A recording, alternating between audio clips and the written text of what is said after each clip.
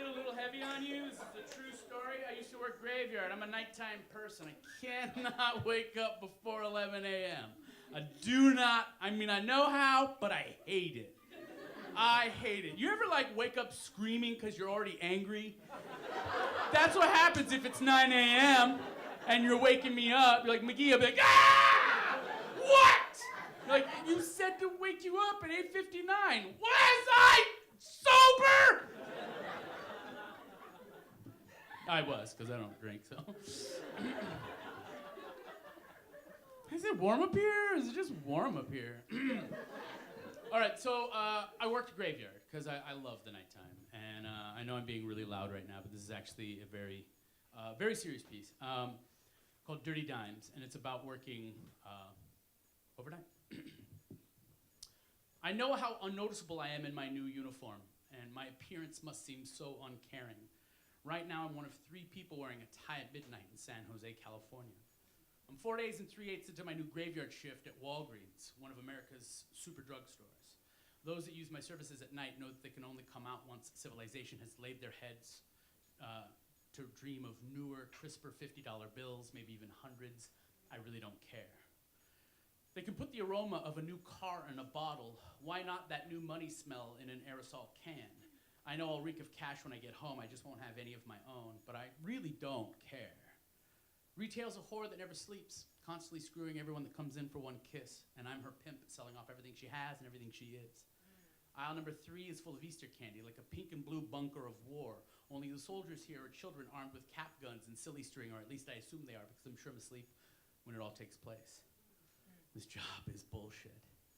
Whether I'm flipping burgers or telemarketing some cheap toxic product, it's all the same. This is not what I want to be doing with my life.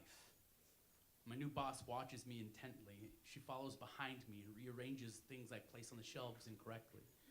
I'm 3 years old again, and I could get used to it. My new uniform fits me like a condom on a vagina or a straitjacket on a snake. At least it's comfy. Suppose I could get used to this. My boss has been here for at least 3 years. Never held a job for that long. I don't think I could ever devote that much time to someone else's money. It is my money too, even though it makes me feel weird. It's still my money that I'm earning. I sweat for that paycheck every 2 weeks. Maybe someday one of them will set me free. 1/10 of the money I put into that cash register is mine. So I count each and every customer that comes in. It's not an exact science, but it keeps me sane and sweating. And this is when I start to care. I count the customers in tens. Every 10th customer is responsible for my paycheck. It's easier to put a random face to it all. Whatever it is they purchase, they get it from me, from my sweat, from my aching feet, from my 8 hours on the clock, and from my 3 hours on the bus home. My 7th customer makes a line at my register with nothing in hand but a wad of money that smells like gratuity. He's a brawny bastard who looks like he just woke up from a respectful nap. He asks for instant film at 1:46 a.m. He doesn't want a stranger to develop his pictures because he drives a cab in the middle of the night while I clean the store. Most of his passengers are inebriated, lonely women who want nothing more than anonymous backseat coitus and a ride home. They probably regret paying this man because for him it's all profit. He shows me pictures of his models, large-breasted 30 and 40-somethings sprawled out on the hood of his cab, looking drunk, horny, and married. The nipples in the photos are clearer than my thoughts on the actual situation. I asked to see these pictures and now I regret it. These ladies probably have children I went to school with. I really don't care. 20 minutes later, customer number 8 rings my bell on the counter, and I rush to see her. I smile inside because she is a beautiful woman, and what would a woman this gorgeous be doing in my store at 2 a.m.? Her little red handbasket of groceries does 2 things. It immediately answers my question, and it gives her a future, or at least a Saturday night, one that won't be alone because condoms are something you buy when you know you're going to need them, just in case. She must know the man she's meeting up with, unless large condoms are a safe assumption between strangers. Maybe she's getting a ride from the cab driver, but it is my hopeful assumption that she is too pretty and too young for his portfolio. I ring her up. She pulls out her checkbook. I want to laugh at her because she's in such a rush and has decided to make her purchase with the slowest form of payment known to man. So I take my sweet time filling out the information from her driver's license across the top of her check. She never makes eye contact with me. She knows I know, and I'm the only thing in her way. Men on their way to sex can laugh and brag with the cashier. Women seem to get nervous and think everyone knows what they're about to do, but I just don't care. Customer number 9 makes her way to my register. She's a tired mother who works late to raise her kids. She seems proud even though she still has her Denny's apron on, and her name tag says Tina, then Old Maid underneath it in invisible ink. I see it, and she wears it well. All I am is the guy who brings up her bleach detergent, toothpaste, milk, cereal, and children's cough medicine. I feel sorry for her kid. I hate being sick, but I really don't care. She takes her change and leaves with a smile, and I can only hope I put it there. I go back to aisle 3 to continue its reconstruction, destroyed by daytime warfare, starring cowboys and Indians, carelessness and capitalism. I get paid to lie. The door chime rings. I hear 2 women enter the store. They sound amused and hurried. I work on the shelf in front of me, and I wait for the bell on the counter. They are customer number 10. Their money is mine, and they'll never know they personally helped me pay rent. I'm eager to meet them.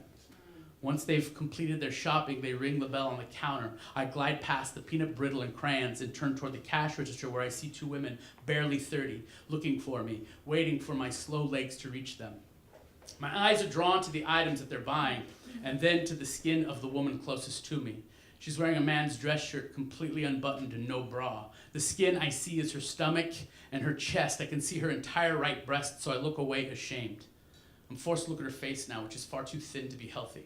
A bandana squeezes her bald head tightly. Her eyes bulge like those of surprise. Her sunken face looks like that of a former beauty queen. She stares at the products as I ring them up, and I try not to stare at her small breasts every time her shirt swings open. Because I'm realizing now that they're going to be underground next Christmas, and I shiver for those who are still asleep at this hour. Her friend stands behind her, clean and strong. Maybe she's her lover, maybe they're related, but none of the items will tell me who the friend is. They only say that the exposed woman is ill, and she bleeds from sores, wounds. She's afflicted with something. And none of these products have brand names, so that she's poor, or they're poor together, but they're about to give me their money. I want to strike up a conversation, something to get my mind away from this apparent mortality. Maybe she has AIDS. Maybe she shared the wrong needle with the wrong person, but then again, every dying human looks like a junkie at some point. Her friend reaches into her pocket for some money, but the dead woman beats her to the counter with a handful of dimes. Dirty dimes. The kind collected in a cup on a street corner. Downtown dimes discarded by uptown businessmen and women who aren't dying this very minute. If everything would just freeze before me, I could let loose and cry and not disturb their shopping experience.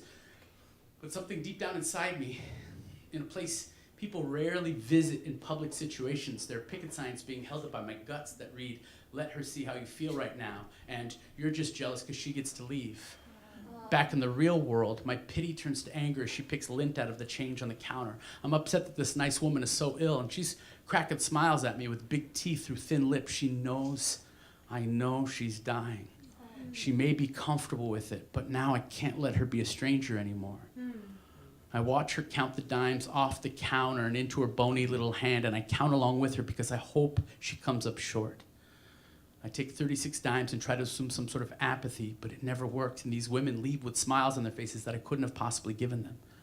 And for the rest of the night, I can't focus on shit. But I make sure that every customer after them gets a dirty dime in their change, and I try not to cry because Walgreens doesn't pay you for that sort of thing. It is 3 a.m., and I am so tired of trying not to care about people who don't know me. Thank you.